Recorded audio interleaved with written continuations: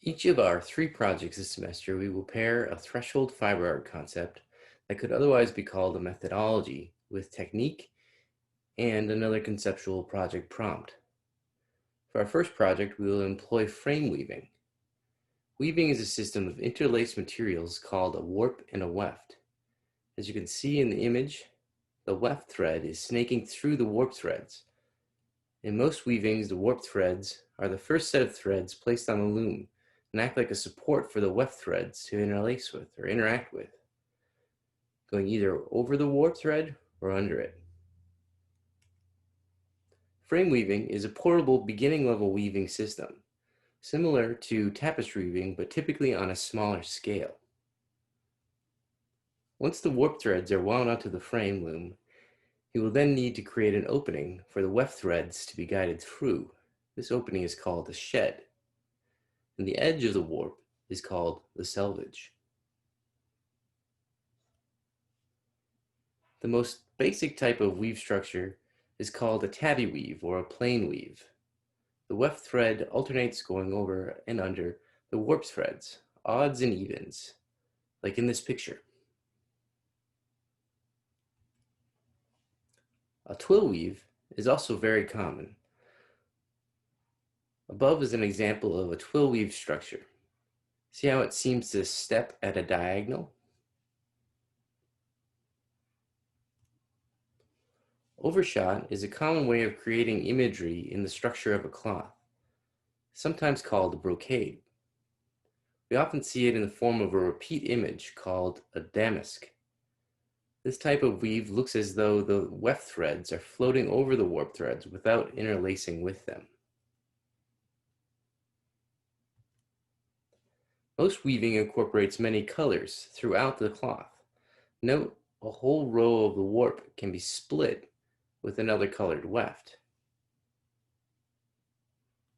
Similar to color, the size of a weft material can vary. Different thicknesses give the cloth a physical or sculptural presence. Almost any material can be used in weaving. Plastics, glass, ropes, metal, photographs or paper, garbage, toys, anything that can be made flexible like string or yarn. Artists utilize the content of their materials when they work in fiber art. For them, the material isn't simply a color or a texture, it's a narrative and can layer the work with multiple meanings. The longer a person sits with the artwork, the more we start to peel away additional connections and meaning in the art. These are pieces by Mike C. Andrews. The word ravel is ambivalent, meaning both to become tangled and to untangle. The term captures something about what makes the work of Mike Andrews so compelling. Andrews creates raveling works in which opposing elements, handicraft and machine fabrication, the industrial and the organic, sloppiness and precision, drawn surfaces and sculptural spaces, are materially entangled and conceptually intertwined. For our first project, you will consider ideas of biography in art. First, you will need to choose a type of biography you want to tell: historical fiction, academic, or speculative. Historical fiction biography is based off of an actual person, but often redesigned to tell a different truth. Academic biography is the literal history of a person.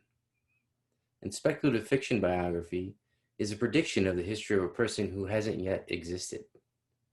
What materials can you use to metaphorically describe someone? How could the meaning or how could the weaving of these materials tell their story?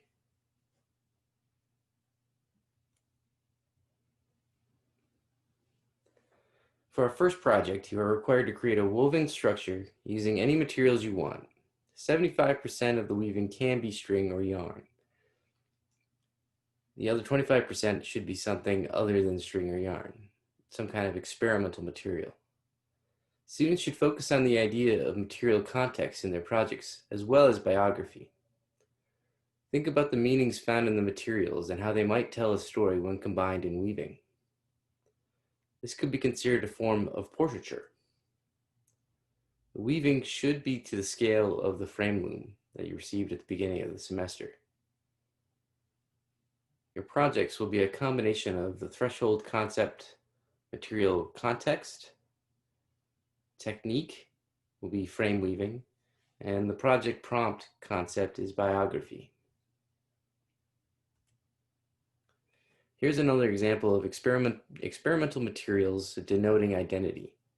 The work is a part of a senior thesis project series from the Gray Street Crit Space for senior BFA capstone seminar.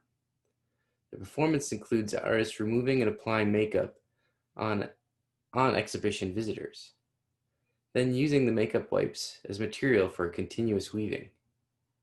Email me if you have any questions about this project, and make sure you also watch the video on material context.